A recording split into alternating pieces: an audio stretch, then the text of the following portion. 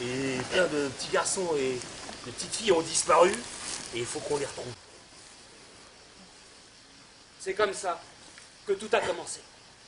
Le ministre du Dedans venait de nous confier une grande enquête. Retrouver tous les petits-enfants qui avaient disparu. À la brigade des comptes, on a réfléchi. On s'est posé la question, à qui profite le crédit? Qui a un mobile?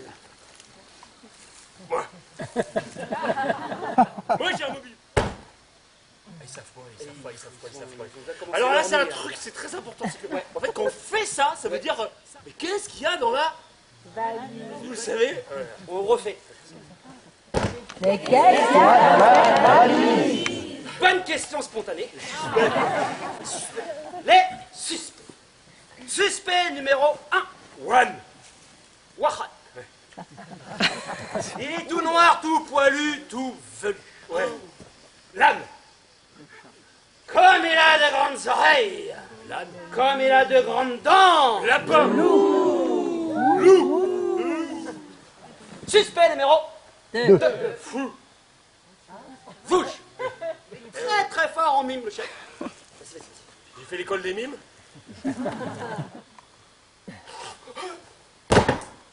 Un sanglier.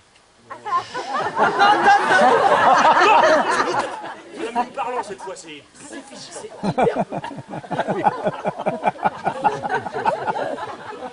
Et toute foutée, toute tordue, et tout en os, elle a un nez crochu avec des verrues. Sorcière, voilà. Mais les suspects. Numéro 3. Fruit de l'État. Je vais vous dresser le portrait robot du suspect numéro 3.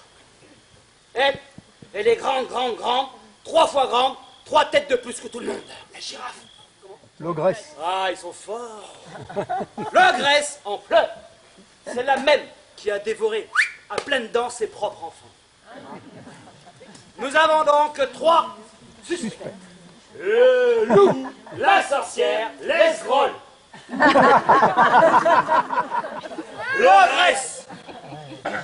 On est tombé dessus un peu par hasard un dimanche après la messe. Ouais, juste après. Alors on s'est mis en planque genre sous-marin. Le jour d'après, on a déclenché la filature.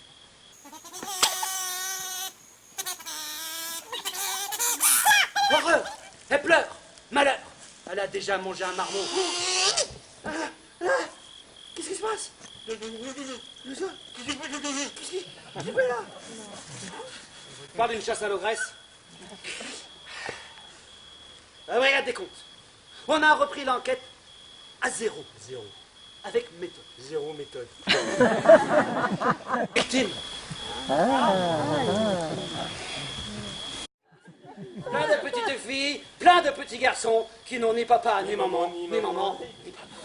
Le lieu du crime. Une forêt. Noir. Là, il y a la forêt noire. Là, il y a la mer. Entre la mer et la terre, il y a une plage de sable d'or. Sur la plage de sable d'or, il y a une maison au toit de chaume. C'est la maison du pêcheur et de sa femme. Puis un matin comme tous les matins, le petit pêcheur a pris sa barque. Sur la mer, il a ramé. Son filet, il l'a jeté. 1 fois, 10 fois, 100 fois. Et dans son filet, il avait attrapé un bout de bois. Ils ont dansé, ils ont pleuré de bonheur. Et c'est devenu la maison du bonheur. La maison au toit de chaume. Là, sur la plage de sable d'or. Avec ici, la mer. Et là, la forêt. Dans la forêt noire, il y a... Sanglier. Ah bah Yaga Baza, Yaga la sorcière. Alors elle est toute voûtée, elle est toute tordue, elle est toute en os. Elle a des bras aussi longs que ses jambes, c'est pratique pour se gratter les doigts de pied. Et pour attraper les filles et les garçons. À ma gauche, elle a un balai. Et quand elle frappe sur le sol avec le pilon, pam, le mortier se met à flotter dans les airs. Elle tend le bras, elle vole et elle balaye, feuilles de poussière. Et là, au milieu de la forêt, Noir. elle vit dans une maison toute en os. Les murs en os, ça, c'est les murs en fémur. Toi en tibia, ouais. Et puis, elle était cachée derrière un rocher, bah ouais. Elle a tout entendu, la Louis-Fine. Elle a glissé sur la plage, elle a vu la barque et elle s'est mise à chanter. Petit Basile, viens voir maman, maman t'attend. Jusqu'aux oreilles de Baba Yaga. Bah, elle a foncé au village droit chez le forgeron. Forgeron, frappe, tape sur ma langue.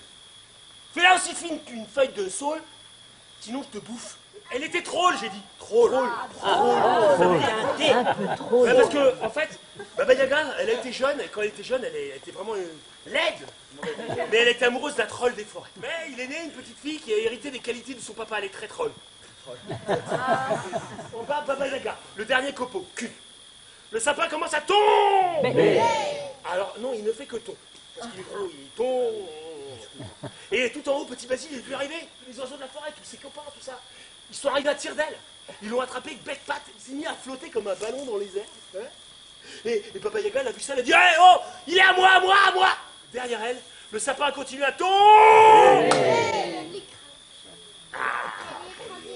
Écrabouillasse. La sorcière, on the trash.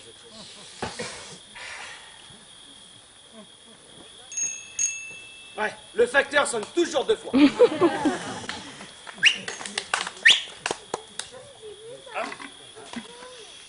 Dans la lettre anonyme, une formule mathématique anonyme. Tout de suite, on s'est dit, mais oui, bien sûr. 3, la forêt, le loup, donc forcément... Les 3 petits cochons. 3 petits cochons. Ouais, 3 petits cochons, quand on est arrivé à la déduction, on n'a pas hésité une seconde. Hein. Ouais. On a convoqué le loup au poste à la brigade. Et on l'a interrogé. Ouais. Avec le bottin sur la tête, là. Je pue. D'accord? Tu fais le loup, on vous le refait. Tu fais le loup, moi je fais le bottin. J'adore faire le bottin. D'accord? Ok, tu fais toi et je fais le loup. Voilà. Ok, c'est parti. Aouh! Aouh! Aouh! Waouh! Non, loup, prénom, loup. Ça fait loulou. Hop. Mon petit loup. Pas de familiarité. Mon gros loup. Respect. Monsieur loup. Ça le fait. C'est toi qui a mangé le petit chaperon rouge. Aouh! Et sa grand-mère, c'est toi qui l'as bouffé. Aouh! Et les 3 petits cochons, c'est toi. Hop, on se calme. Jamais de la vie j'ai bouffé 3 petits cochons. Ah bon? J'en ai mangé que 2. Et en plus, tout ça, c'est qu'un malheureux concours de circonstances. Parce que ce jour-là, c'était l'anniversaire de ma grand-mère. Ah bah c'est vrai. Hop, pas de baratin, des faits. Alors, Bien. Ouais. Ce jour-là, j'étais chez moi, j'étais tranquille, j'étais peinard. Ouais, tu l'as noté, c'est une bonne recette, hein, c'est une recette de ma grand-mère. La farine. J'ai besoin de 80 grammes de farine. Ouais. J'ai pas de farine. comment tu... Bah, je peux pas faire de gâteau sans farine. Ah ouais. Tout voisin se doit à son voisin. Ça c'est vrai, ça. Hein? Alors je suis allé sur le chemin chez mes premiers voisins. Des petits cochons qui habitent une maison tout en... Alors vous êtes dans la maison.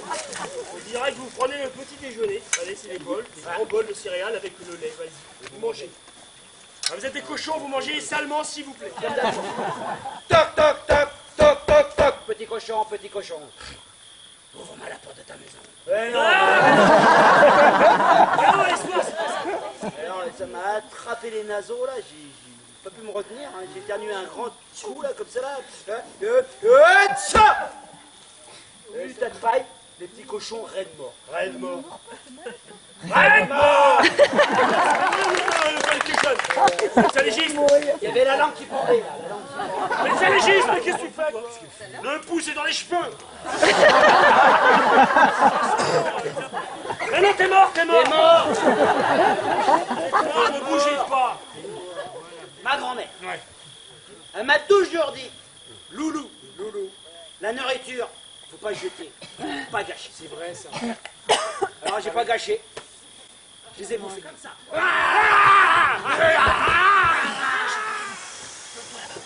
Coquez-vous derrière vos mains. Allez, il parle pas français, celui-là. Alors, et après, monsieur Loup, la reconstitution des faits. Le gâteau. Ah, j'avais pas de farine. Oui. J'ai le ventre plein, mais j'ai pas de farine pour mon gâteau au chocolat. Comment t'as fait? Bah, je suis allé un peu plus loin sur le chemin, chez mes autres voisins. des petits cochons qui habitent une maison tout en bois. Vous connaissez l'histoire, vous? Et après, monsieur Loup? Ah, je te cale à toi. T'as tout mangé? Ah, il les a mangés. Regardez, dis donc. Il y a le vent. C'est des cochons Watchwatcher dans la Drôme. Moi, j'étais au bord de l'indigestion. Je me suis traîné jusqu'au bout du chemin chez mon dernier voisin. Un petit cochon qui habite une maison tout en pierre. En briques. C'est mon dernier voisin. J'ai insisté un peu. C'était ma dernière chance. Toc, toc, toc, toc, toc, toc. Petit cochon, grand cochon, grand. Non, non, par les poils de mon menton, non. J'ai éternué un grand coup. Wesh, pow. Oh là là, la porte en chaîne. Éclaté là. Attends, bisous, hein. Ouais, faut faire un. Tu fais le bisou là, bisou. T'aurais pu prendre une grande cochonne. Hein, alors lui là, grand cochon, il a décroché son téléphone. Accroche le téléphone en fonte. Et il a appelé la police. C'est le numéro 1. Et la police a débarqué. Bonjour, monsieur Cochenou.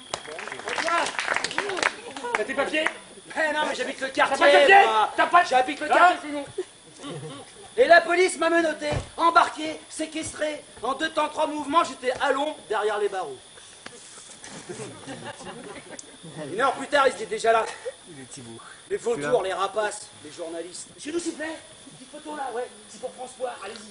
Voilà. Monsieur Loup, montrez-nous vos crocs, faites peur aux gens. Ah! Et le lendemain matin, je faisais la une de la presse. François. Au trou, loulou. Oui, après, monsieur Loup. Bah après, inspecteur Grobler, comment je fais pour enlever Tiffany si je suis déjà à l'ombre derrière les barreaux?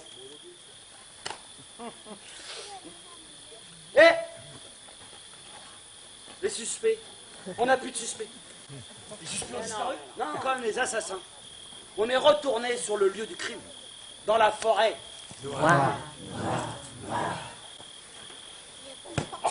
Et on a cherché dans la forêt. Noir. On a trouvé ça. Les armes du crime. Un énorme tromblon. Un vieux fusil. Et on a trouvé ça. Une grande hache rouge. Ah! Du CP5? C'est pour rire. Joke. Et enfin, on a trouvé ça. C'est quoi? Extraordinaire. Vous combien? Du poivre. Noir. Ah, c'est malin. Mais oui. Élémentaire, mon cher Grobler. Il était une fois dans une forêt. 1 plus 1 plus 1, 3 vilains brigands. Ils avaient de longs manteaux noirs et de hauts chapeaux noirs. Le premier, les soirs de nuit, noirs. Ils se plaçaient sur le chemin. Là, dans la grotte des 3 brigands, il y avait 3 coffres. Un coffre plein d'argent, un coffre plein d'or et un plein de bijoux. Un soir de nuit, noir. Il n'y avait plus d'espoir.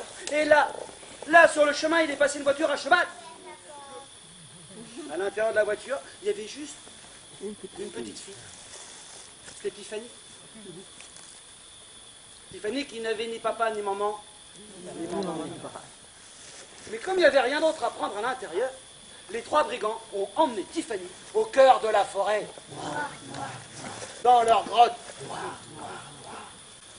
Et dans la grotte des 3 brigands, Tiffany a vu les 3 coffres.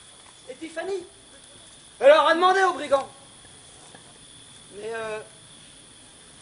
qu'est-ce que vous faites avec tout ça? Et Tiffany, elle leur a dit, aimez-moi, je sais ce qu'on peut faire avec tout ça.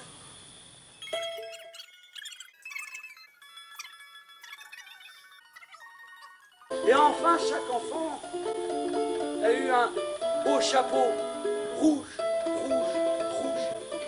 et un long manteau rouge. Et c'est comme ça qu'on a retrouvé Tiffany et tous les autres enfants. Et c'est comme ça que notre enquête s'est terminée.